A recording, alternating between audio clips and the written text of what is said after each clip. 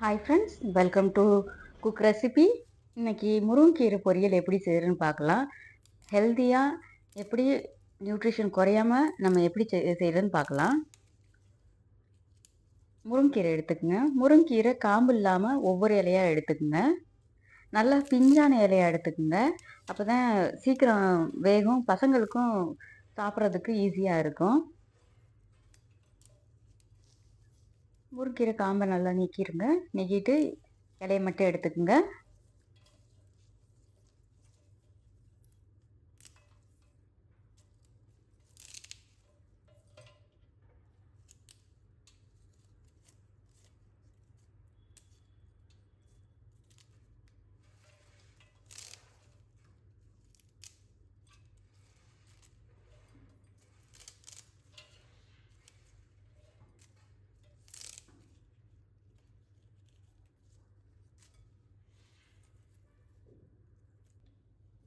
ஒரு கைப்பிடி வர அளவுக்கு முருங்கைக்கீரையை ஆஞ்சு எடுத்துக்குங்க.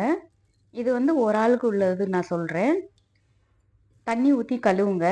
சாதாரண தண்ணி ஊற்றி கழுவுங்க. ஒரு தடவை இல்லாட்ட 2 தடவை கழுவுங்க.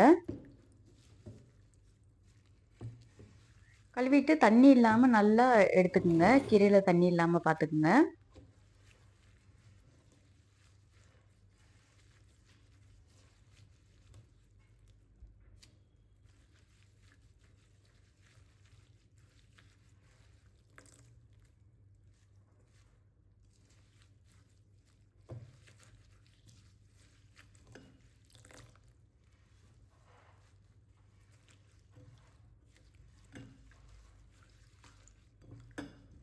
நல்லா கழுவி எடுத்தாச்சு கீரையை.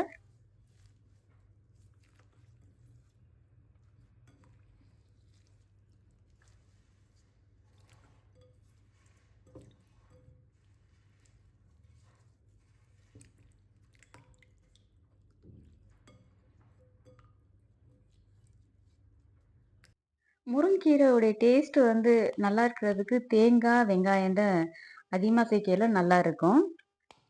அதுக்கு தேங்காய் எடுத்துக்கங்க. தேங்காய் பார்த்தீங்கன்னா, அந்த தேங்காய் வந்து பிஞ்சு தேங்காயை எடுத்திருக்கேன். முத்தின தேங்காய் எடுத்தா சக்க மாதிரில இருக்கும். அதனால நல்லா பிஞ்சு தேங்காயே எடுத்துக்கங்க. கலர் வந்து டார்க் கலராக இருந்துச்சுன்னா முத்தின தேங்காய் உடச்சி எடுத்துக்கங்க. தேங்காய் உடச்சாச்சு பாருங்க. பிஞ்சு தேங்காயாக இருக்கு பாருங்க.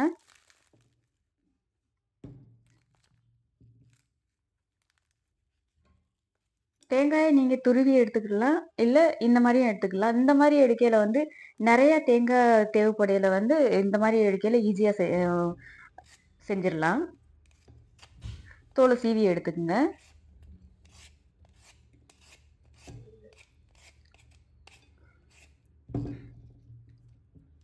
தோலோடையும் சேர்த்துக்குங்க.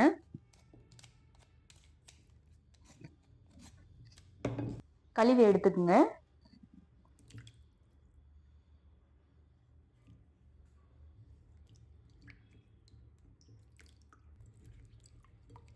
சுத்தமான தண்ணியில் நல்லா கழுவிடுங்க.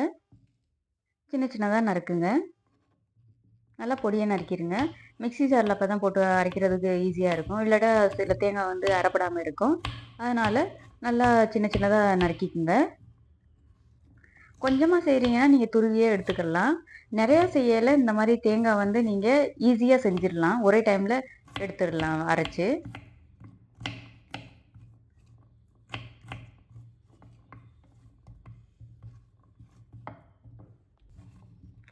தேங்காயை வந்து சேர்க்கையில் எப்பவுமே வந்து குக் பண்ணாதீங்க. பச்சையாக சாப்பிட்றதுக்கு முன்னாடி சேர்த்துக்குங்க. ஏன்னா தேங்காய் வந்து நல்ல கொழுப்பு இருக்குது. சமைச்சிங்கன்னா அது கெட்ட கொழுப்பாக மாறிடும். அதனால் எப்பவுமே வந்து தேங்காயை வந்து சமைக்காமல் பச்சையாக சாப்பிட்றதுக்கு ட்ரை பண்ணுங்க. வெங்காயம் எடுத்துக்குங்க. தோல் உரிச்சிட்டு சின்ன சின்னதாக நறுக்குங்க. நல்லா பொடியாக நறுக்கிக்குங்க. முருங்கீரை பொரியலில் அந்த தேங்காயும் வெங்காயம் சேர்க்கையில தான் அதோடைய டேஸ்ட்டே வந்து அதிகமாக இருக்கும். சம அளவில் சேர்த்திங்கன்னா ரொம்ப நல்லா இருக்கும்.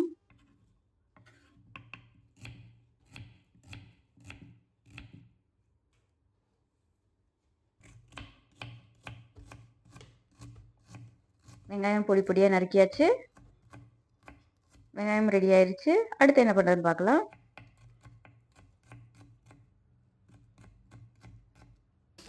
கேஸ் சுவிட்ச் ஆன் பண்ணுங்க. ஒரு பாத்திரம் வைங்க.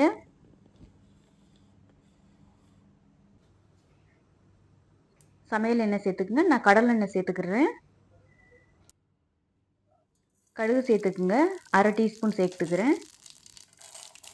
1 டீஸ்பூன் உளுந்தம்பருப்பு, 1 டீஸ்பூன் கடலைப்பருப்பு, 1/2 கப் வெங்காயம்,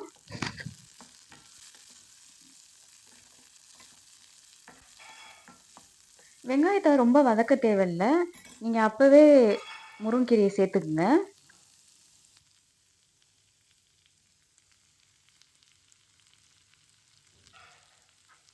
அலசி வச்ச முருங்கீரையை சேர்த்துக்குங்க. வெங்காயமும் முருங்கீரையும் ஒரே டைமில் சேர்த்துக்கலாம். நான் பிஞ்சு கீரையை சேர்த்துருக்கேன் பாருங்கள். பிஞ்சு கீரைனால சீக்கிரம் வெந்துடும், மெல்றதுக்கும் ஈஸியாக இருக்கும். நல்லா கட்டிப்படாமல் தொடர்ச்சியாக கிண்டி விடுங்க. தனித்தனியாக ஆகிற மாதிரி.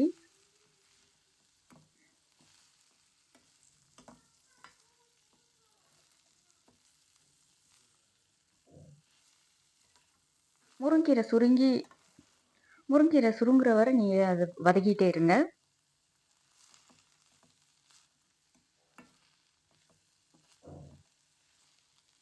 கொஞ்சம் கொஞ்சமாக சுருங்கிட்டு இருக்கு பாருங்க.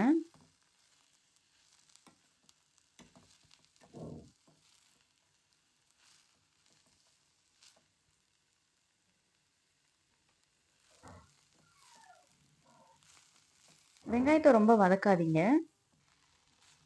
பாருங்க, முருங்கீரை சுருங்கிடுச்சு. இன்னும் கொஞ்சம் எல்லாம் பச்சையாக இருக்குது. இந்த வதையும் கிண்டி விடலாம். தொடர்ச்சியாக கிண்டி விட்டுகிட்டே இருக்கலாம்.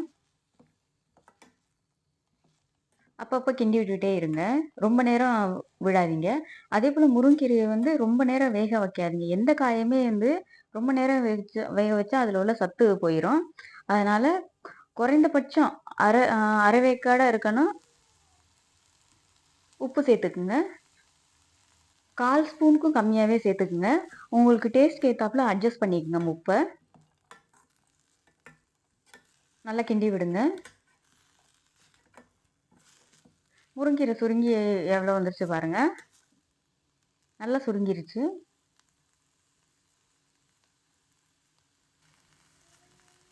சீரகம் சேர்த்துக்குங்க. சீரகத்தை நல்லா கசக்கி சேர்த்துக்குங்க. மிளகு ஒரு 2 சிட்டிகை சேர்த்துக்குங்க. இது கூட நீங்கள் காஞ்ச மிளகாயும் சேர்த்துக்கலாம். காரத்துக்கு ஏற்றாப்புல அட்ஜஸ்ட் பண்ணிக்கோங்க. மிளகு நான் கம்மியாக தான் சேர்த்துருக்கேன். காஞ்ச மிளகா சேர்க்கல. நீங்கள் காஞ்ச மிளகாவும் சேர்த்துக்கலாம், மிளகும் சேர்த்துக்கலாம். வெந்துருச்சு பாருங்கள்.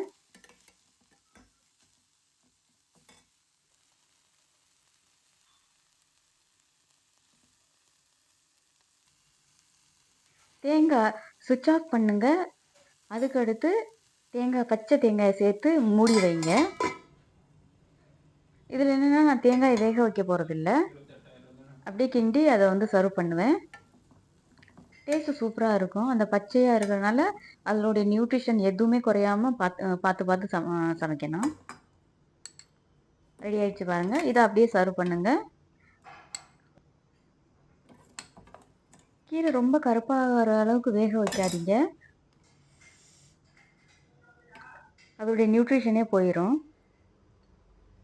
பாருங்கள், ரெடி ஆயிடுச்சு. இதை அப்படியே சர்வ் பண்ணுங்கள். சூப்பராக இருக்கும். இந்த ரெசிபி பிடிச்சிருந்துச்சுன்னா கண்டிப்பாக லைக் பண்ணுங்கள், ஷேர் பண்ணுங்கள், சப்ஸ்கிரைப் பண்ணுங்கள். கூடவே பெல் பட்டனையும் ப்ரெஸ் பண்ணிக்கோங்க. இந்த ரெசிபிக்கான இன்க்ரீடியன்ஸ் கடைசியில் கொடுத்துருக்கேன். செக் பண்ணிக்கோங்க. தமிழ்லையும் இங்கிலீஷ்லையும் கொடுத்துருக்கேன். மீண்டும் ஒரு புதிய ஹெல்தியான ரெசிபியுடன் சந்திப்போம். பாய்.